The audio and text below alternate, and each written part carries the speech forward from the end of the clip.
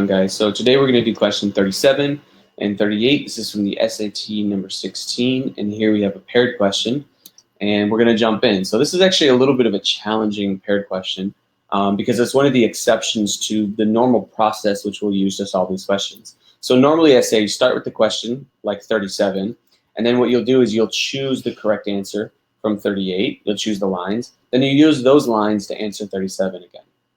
And so I usually tell students, I haven't done full math, this is just my estimation, that I think this works about 80% of the time. But there are exceptions where usually actually on harder questions where what you'll have to do is you'll have to start with this answer choice here, and then you'll use that to choose 38. And that's the example we have here. So let's sort of jump in. I'm going to walk you from beginning to end, the way that I approach it, and then hopefully you can get some value from that. So 37 says, in passage 2, Macmillan presents his argument to the South African government by something. So what we need to do is, if we're typically solving this, we need to look at 38, and we need to look for basically how Macmillan presents his argument. And right off the bat, I think that's pretty general. Like, he presents his argument by, I'm not even sure really what they're getting at. This could mean that he's presenting his argument by using some kind of rhetorical device, right? Maybe he's asking questions, or he's insisting on this, or he's saying that. Or it could be like, here's a specific point in his argument that he's making. There's a lot of different things it could be. So I don't really even know what I'm looking for, but I'm going to go through 38, and I'm going to really start looking. What I'm going to look for is anything that stands out to me as possibly interesting in terms of how he presents his argument. So 38, we start with 50 to 53. And that's right here. It says, of course you understand this better than anyone. You are sprung from Europe, the home of nationalism, and here in Africa you have yourselves created a free nation. So this is the point where Macmillan is addressing, he's addressing the parliament, and he's basically saying, you guys know this better than anyone, this nationalist spirit, because you are from Europe, which is the home of nationalism.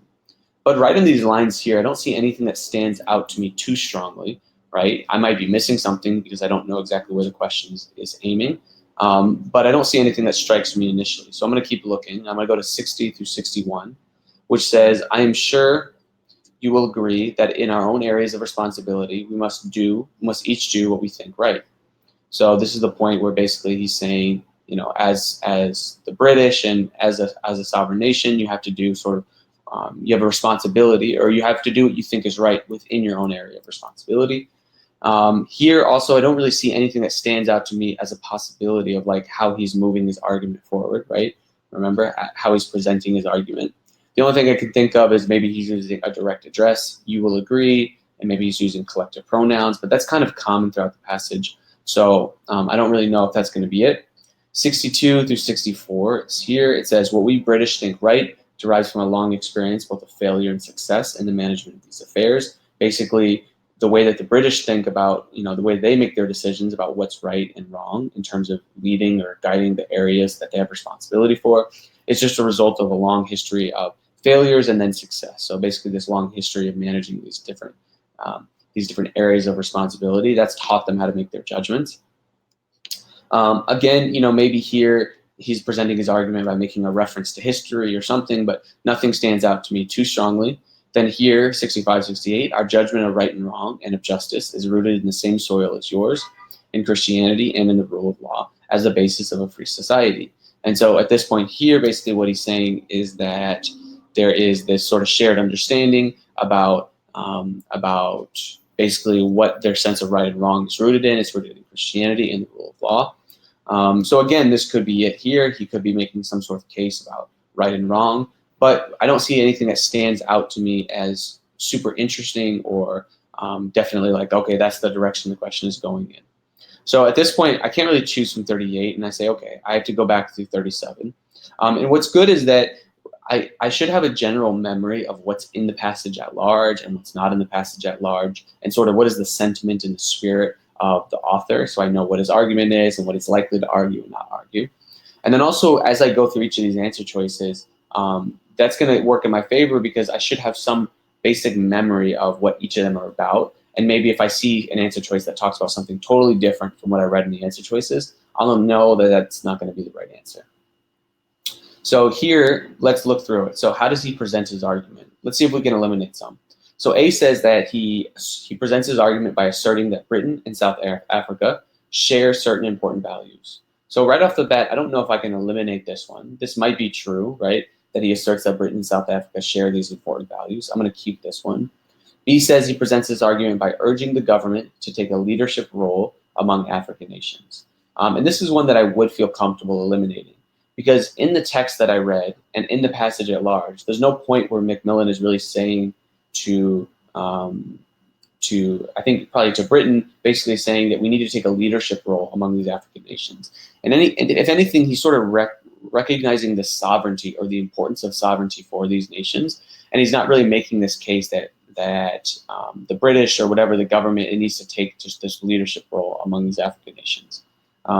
Actually, I think his address that might be a little bit wrong, because he might be addressing the South African government, probably not the British Parliament. But in any case, the whole point is that neither the text nor the passage talk about him basically talking to the government and saying, you guys need to take a leadership role.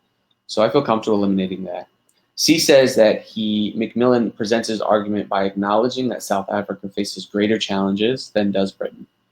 And in none of the texts that we just read, nor in the passage, does he ever make this case that what South Africa is having to deal with is more challenging than Britain. So I think we can eliminate that one. D says that he presents his argument by lamenting Britain's difficulties in sustaining free and just society.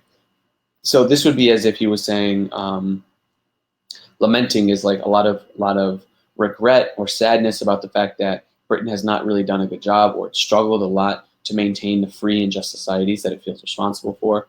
And we don't really have that. If anything, he's sort of neutral to positive about the way that Britain has handled different areas of responsibility, or different societies. It actually seems like he's actually a little bit more positive about the way that they've handled things, the way that they've been able to respect individual rights and freedoms and build up not just material substance, but also sort of maybe like character or morals. So for that reason, I don't think D is a correct answer. So I think we can almost eliminate everything and end up with A, that asserting that Britain and South Africa share certain important values. Of course, before I choose this one, I want to make sure that one of the texts is going to match it. So what I'll do is I'll go through each one of these texts and I'll try to say which one of these talks about the fact that Britain and South Africa share certain important values. And eventually I'm going to sort of end up down here looking at D, which says our judgment of right and wrong and of justice is rooted in the same soil. Our judgment of right and wrong, Britain and South Africa, rooted in the same soil as yours. Christianity and the rule of law as the basis of a free society.